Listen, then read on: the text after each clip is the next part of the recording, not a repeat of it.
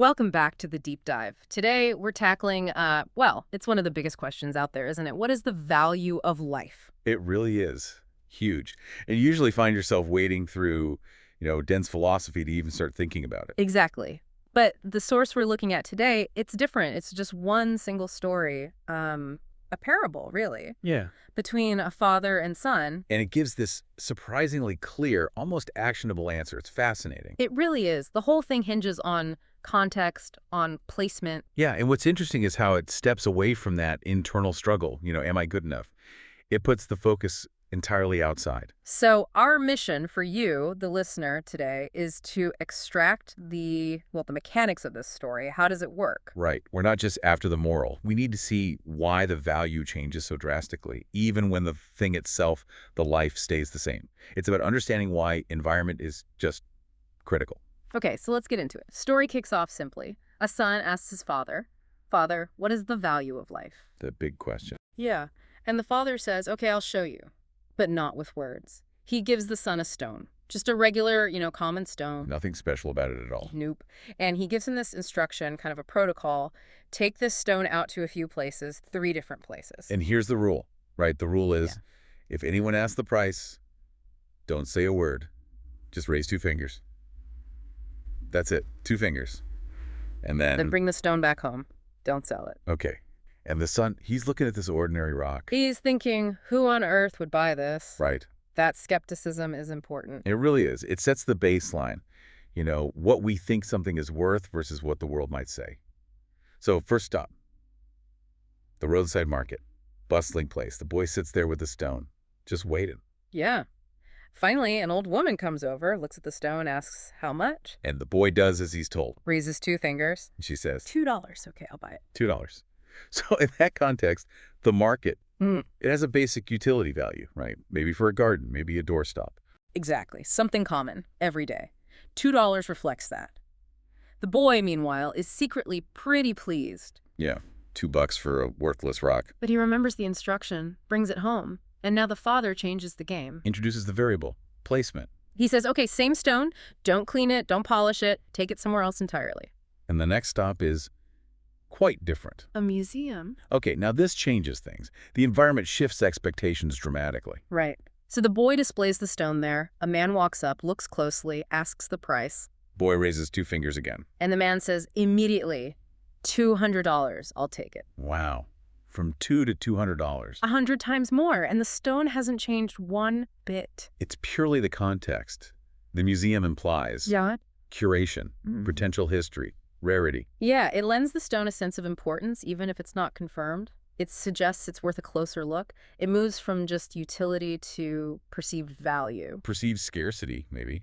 But the father's not finished yet. No, one more place. He tells the son, take it to a precious stone shop. Now we're talking specialization. Expertise. This is the peak. The boy goes in. The shopkeeper sees the stone. And the reaction is totally different, isn't it? Completely. It's not just curiosity, it's recognition. The shopkeeper practically shouts, "Where did you get this? This is incredibly rare. I need this for my collection." He knows what he's looking at. He sees the specific qualities, the geological markers, The boy, probably a bit stunned, just raises 2 fingers one last time. and the offer. I'll buy it for $20,000. $20,000. Incredible. From 2 to 200 to $20,000. The difference is astronomical. It's not just more money, it's a different kind of valuation based on expert knowledge, recognizing true scarcity. Absolutely. So the boy naturally rushes home, just buzzing. He can't believe it. $20,000 for that rock. And this is where the father ties it all together. He smiles and says, "Now do you understand the value of life?" Life is all about where you put yourself. That's the core lesson, isn't it? It is. Your value isn't some fixed internal thing. It's reflected by your environment. It's dynamic. It's a consequence of association, of where you choose to be. So the choice the story presents is pretty stark. You can decide if you want to be a $2 stone or a $20,000 stone.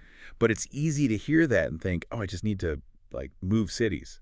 It's deeper than that, right? Definitely. We need to think about what these places represent. The $2 market. Yeah. Maybe that's an environment that only sees your basic utility. You fill a role, but Yeah, you're just a warm body, maybe.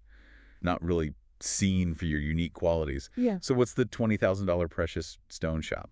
That represents a specialized ecosystem. It's not just about geography. It's about finding the people, the industry, the community. That speaks your language, that Mhm. understands your specific gifts. If you're highly skilled in one area, but you're in a generalist environment. You'll be valued at that lower level, like the $2 in the market. Exactly. Your surroundings might just not have the eyes to see your true worth. But here's a critical point, something people might push back on. Is it really that simple? Just move. Yes. What if you don't know you have a rare stone inside you? That's a fair question. And the story addresses this, I think, by focusing first on what doesn't matter. Right. Let's be clear about that. The source says it doesn't matter where you come from, your birthplace, your skin color, how much money your family had. None of that changes the inherent quality, like the stone's geology. It's irrelevant to the final market value, if you find the right market. So what does matter? It's all stuff you can control, essentially. It boils down to where you decide to place yourself, who you choose to surround yourself with, and how you choose to carry yourself. That last one's important. Believing you are the rare stone even before the expert confirms it. Yeah, that leads right into this idea of the diamond inside, which the father talks about. Everyone has it. Everyone. But, if you spend your whole life in that $2 market. You start to believe you are a $2 stone. Your environment shapes your self-perception. But the story insists your inherent value, that diamond, is fixed and high. The real task is finding the environment, the shopkeeper, with the expertise to see it. And you have to actively choose that. Choose to be around people who see the diamond, who recognize your rarity because they understand rarity. It takes courage, though. Leaving a familiar, even if undervaluing, environment, that's tough. Walking away from the $2 market is scary. It is. But the message seems to be, don't wait for validation from the wrong place. Strategically seek the right place. Seek placement that matches your potential. And there's another layer too, isn't there? It's not just about getting your own value recognized. No, absolutely. It's reciprocal. Yeah. Part of being in the right environment is also being the right environment for others. Like striving to be the precious stone shop yourself, helping others see the diamond inside them. Exactly. That's what sustains a high-value environment. It's full of people recognizing and appreciating each other's worth. Yeah. Mutual recognition. So if you're serious about reflecting your, let's say, $20,000 value, you need to seek and cultivate those kinds of relationships. Yeah, it's an active process. So the big aha moment here really is that value isn't fixed. It's an output of your context, your associations. If you feel undervalued, the solution isn't necessarily to change who you are fundamentally. It's to change where you are. Change your associations. You have that agency. You can choose your precious stone store. The power of placement. It really is in your hands. But let's leave you, the listener, with a final thought on this. Okay. The Force points out, quite starkly, that you might have lived your whole life surrounded by people who only saw you as that $2 stone. Yeah, that's a tough realization. It is.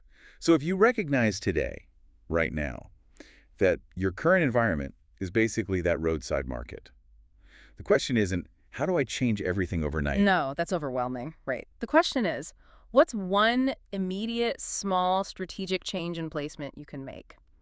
Maybe it's joining a specialized online group, starting one conversation with someone who operates in that precious stone world, and signing up for a course that hones a rare skill. Exactly. What tiny step will you take today to start moving towards reflecting your $20,000 value? Go find your specialized market. Something to really think about. We'll see you next time on The Deep Dive.